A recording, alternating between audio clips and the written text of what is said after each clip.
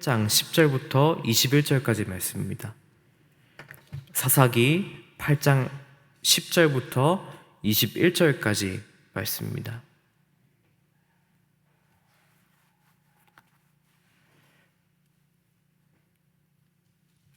읽겠습니다. 이때 세바와 살문나가 갈골에 있는데 동방 사람의 모든 군대 중에 칼든 자 12만 명이 죽었고 그 남은 15,000명가량은 그들 따라와서 거기에 있더라. 적군이 안심하고 있는 중에 기드온이 노바와 욕부하 동쪽 장막에 거주하는 자의 길로 올라가서 그 적진을 치니 세바와 살문나가 도망하는지라. 기드온이 그들의 뒤를 추격하여 미디안의 두 왕 세바와 살문나를 사로잡고 그 온 진영을 격파하니라. 요아스의 아들 기드온이 헤레스 비탈 전장에서 돌아오다가 숫곳 사람 중 한 소년을 잡아 그를 신문하매 그가 숫곳의 방백들과 장로들 77명을 그에게 적어준지라. 기드온이 숫곳 사람들에게 이르러 말하되 너희가 전에 나를 희롱하여 이르기를 세바와 살문나의 손이 지금 내 손 안에 있다는 거냐. 어찌 우리가 내 피곤한 사람들에게 떡을 주겠느냐. 한 그 세바와 살문나를 보라 하고 그 성읍의 장로들을 붙잡아 들가시와 찔레로 숫곳 사람들을 징벌하고 분우엘 망대를 헐며 그 성읍 사람들을 죽이니라. 이에 그가 세바와 살문나에게 말하되 너희가 다볼에서 죽인 자들은 어떠한 사람들이더냐 하니 대답하되 그들이 너와 같아서 하나같이 왕자들의 모습과 같더라 하니라. 그가 이르되 그들은 내 형제들이며 내 어머니의 아들들이니라. 여호와께서 살아계심을 두고 맹세하노니 너희가 만일 그들을 살렸더라면 나도 너희들을 죽이지 아니하였으리라 하고 그의 맏아들 여델에게 이르되 일어나 그들을 죽이라 하였으나 그 소년이 그의 칼을 빼지 못하였으니 이는 아직 어려서 두려워함이었더라. 세바와 살문나가 이르되 내가 일어나 우리를 치라. 사람이 어떠하면 그의 힘도 그러하니라 하니 기드온이 일어나 세바와 살문나를 죽이고 그들의 낙타목에 있던 초승달 장식들을 떼어서 가지니라. 아멘. 오늘 이 말씀으로 은혜를 나누고자 합니다. 오늘 본문은 미디안의 왕 세바와 살문나와의 전쟁에서의 승리를 다루고 있지만 그렇게 유쾌하지만은 않은 본문입니다. 표면적인 승리는 있으나 이스라엘 안으로는 또 기드온 안으로는 무너지고 있는 내용을 담고 있기 때문입니다. 오늘 말씀이 주는 교훈이 무엇인지 본문을 하나하나 살펴보기를 원합니다. 어제 본문과 조금 이어서 볼 내용인데 기드온은 300명의 군사를 거느리고 이 미디안의 패잔 병력을 쫓고 있는 상황입니다. 큰 전쟁을 치른 터라 지친 몸이지만 그래도 미디안은 계속 추격합니다. 물자도 떨어지고 사기도 떨어졌던 상황이라 이 숫곳과 분우엘이라는 도시에 각각 보급을 요청합니다. 식량을 좀 달라 이렇게 이야기합니다. 그러나 두 곳 모두 기드온의 요청을 거절합니다. 미디안 대군이 이번 이스라엘과의 전투로 12만 명을 잃었지만 아직 15,000명으로 진을 치고 있으며 기드온이 데리고 있는 군사는 고작 300명밖에 되지 않았기 때문입니다. 이 숫곳과 분우엘이 기드온의 요청을 거부한 이유는 간단합니다. 이들은 이것이 승산 없는 싸움이라고 생각했기 때문입니다. 또한 이들에겐 다른 걱정이 있었을지도 모릅니다. 만약 기드온이 패배하게 된다면 기드온의 보급을 댔던 도시라고 낙인 찍혀서 미디안의 보복을 피하지 못할 것을 두려워했을 수도 있습니다. 그들이 기드온에게 보급을 대지 않은 것은 오히려 합당한 이유일 수 있습니다. 상대는 아무리 패잔병이라지만 15,000명이요 기드온의 병사는 300명입니다. 여러분 같으면 어디에 승리를 걸겠습니까? 합리적인 시선으로 볼 때는 숫곳과 분우엘은 합리적인 결정을 한 것입니다. 기드온을 싫어해서 쌀쌀맞게 대하는 것은 아닙니다. 그러나 믿음의 시선에서 볼 때 이들은 하나님의 일하심을 믿지 못한 것입니다. 이미 이들은 기드온의 300용사를 통하여 행하신 하나님의 일을 직접 눈으로 보았습니다. 보았음에도 믿지 않은 것입니다.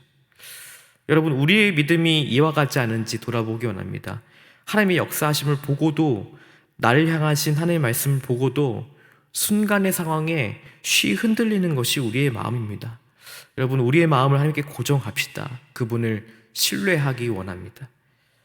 오늘 본문으로 돌아오겠습니다. 가뜩이나 보급이 급한 기드온은 이 두 도시에 그만 경고를 하고 맙니다. 전쟁에서 이기면 두고 보자. 두 도시에 보복을 하겠다는 경고를 하고 전장터를 떠납니다. 전쟁의 결과는 이스라엘 승리 쪽으로 기울었습니다. 방심하던 적군을 기습하고 미디안의 두 왕 세바와 살문나를 포로로 잡습니다. 여기까지는 아주 좋습니다. 그러나 기드온의 실수는 여기서부터 시작이 됩니다. 승전하고 돌아오는 길에 기드온의 기억 속에 보급을 거부한 숲꽃과 분우엘이 생각난 것입니다. 분노에 찬 그는 숲꽃과 분우엘을 쑥대밭으로 만들어 놓습니다.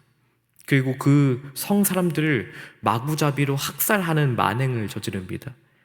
그 내용이 14절부터 17절까지 나열되어 있습니다. 무엇이 기드온을 그렇게 분노하게 만들었습니까? 힘들 때 도와주지 않은 것 때문에 그렇게 분이 난 것입니까? 기드온의 분노의 이유는 알 수 없지만 이스라엘이 하나님을 한 마음으로 바라보아야 하는 이 시기에 동족 상잔의 비극이 일어났다는 점입니다. 저는 개인적으로 이 8장 초반에 겸손했던 기드온의 모습이 많이 이 시기에 사라졌다고 느껴졌습니다. 그는 원래 전쟁의 공적을 늘 하나님과 그가 속하지 않은 다른 지파에게 돌렸습니다. 8장 2절에 보십시오. 제가 세 번역으로 한번 읽어보겠습니다. 이번에 내가 한 일이 당신들이 한 일에 비교나 되겠습니까? 에브라임이 떨어진 포도를 주운 것이 아비에셀이 추수한 것 전부보다 낫지 않습니까? 에브라임이 자신들의 공적을 가지고 이 기드온에게 불평불만을 할 때 오히려 에브라임을 추켜 세우며 자신을 낮추는 모습을 기드온이 보여주죠. 겸손한 모습입니다. 그는 하나님의 뜻을 이루는 도구로서 쓰임받은 것일 뿐이라는 것을 늘 기억했을 것입니다. 그는 그가 본래 미디안 사람의 눈을 피해 타작하는 틀 옆에서 숨어서 벌벌 떨던 사람이었던 것을 기억했기 때문일 수도 있습니다. 그러나 오늘 본문에서 그러한 모습은 보이지가 않습니다.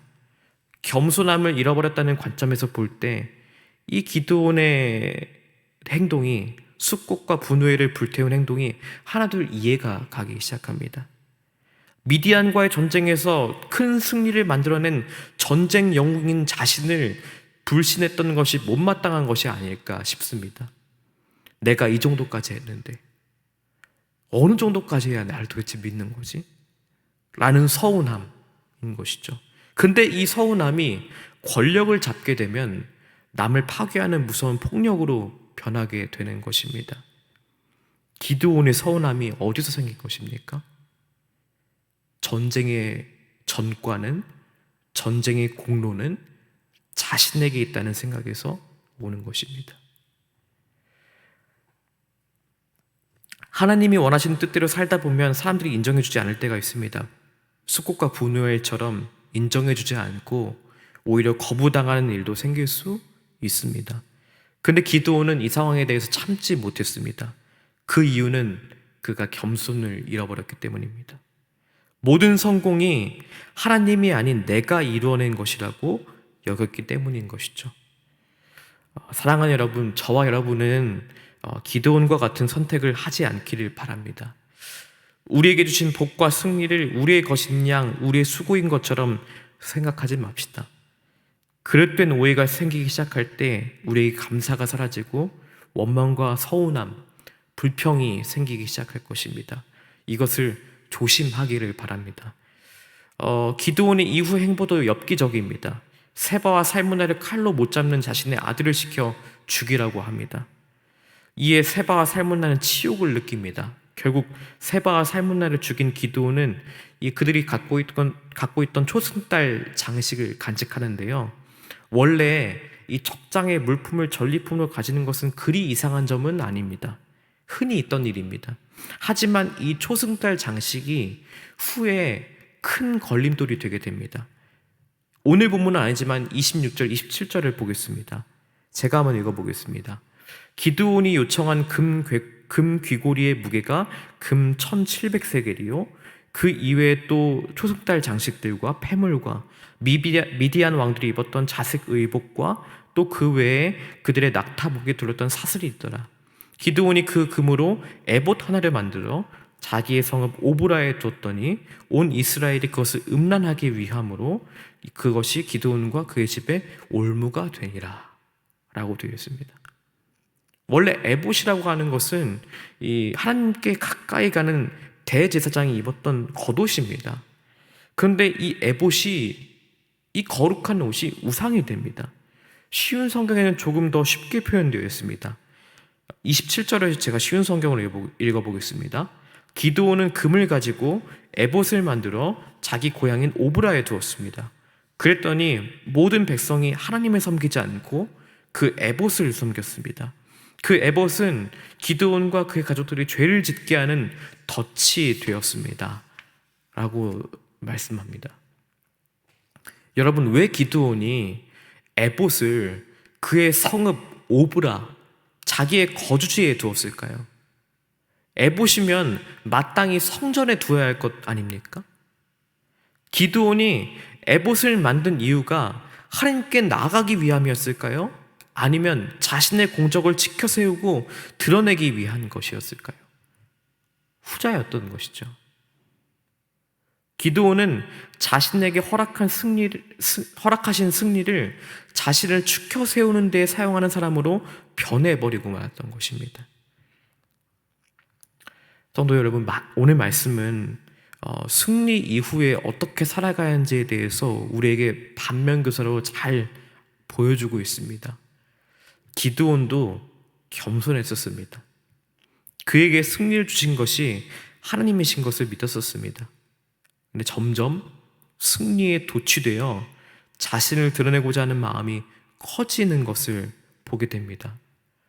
또 자신을 믿지 않고 인정해주지 않는 이에게 서운해하며 이는 곧 폭력적인 보복으로 이어지는 것을 우리가 보게 됩니다. 여러분, 우리에게 승리를 주신 분 하나님을 기억하며 나아가시길 바랍니다.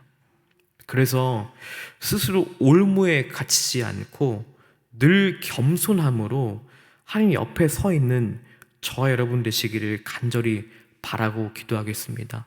그리하여서 승리 이후에 우리가 하나님을 어떻게 바라보아야 할지를 늘 고민하며 늘 하나님께 기도하는 저와 여러분 되기를 간절히 바라고 기도합니다. 기도하겠습니다.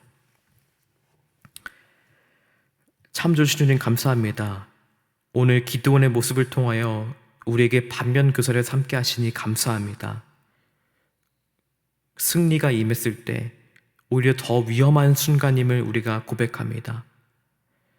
승리가 임했을 때 승리를 주신 분이 하나님이심을 늘 기억하며 겸손히 설 수 있도록 주님 도와주시옵소서. 나를 드러내는 것이 아니라 나에게 주신 승리를 하나님께 고백하며 또 다른 이에게 간증하며 겸손함으로 살 수 있는 저희 모든 성도들 될 수 있도록 역사해 주시고 인도하여 주시옵소서. 그 삶 가운데 승리의 고백을 선포하며 나아갈 때 삶 가운데 일하시는 하나님이 더욱 분명하게 드러나는 우리 성도들의 삶 될 수 있도록 역사해 주시고 주장하여 주시옵소서. 내일 예배입니다. 내일 예배 가운데 주님께서 임재해 주셔서 우리가 하나님의 임재를 맛보고 경험하는 것이 더욱 분명해지는 예배가 될 수 있도록 도와주시고, 대면을 드리든 비대면을 드리든 우리의 마음 가운데 예배에 대한 사모함이 불일 듯 일어나는 우리의 마음 될 수 있도록 역사해 주시고 주장하여 주시옵소서. 예물 드린 성도님들이 있습니다. 그 손길 위에 함께해 주시고 재물로 인하여 마음 묶이는 일 없게 하시고 그 섬기는 손길, 그 손길 위에 주님께서 복을 더하여 주셔서 더욱더 흘려보내고 더욱더 섬기는 일에 열심을 다할 수 있는 성도들이 될 수 있도록 인도하여 주시고 주장하여 주시옵소서. 감사합니다. 예수님의 이름으로 기도합니다. 아멘.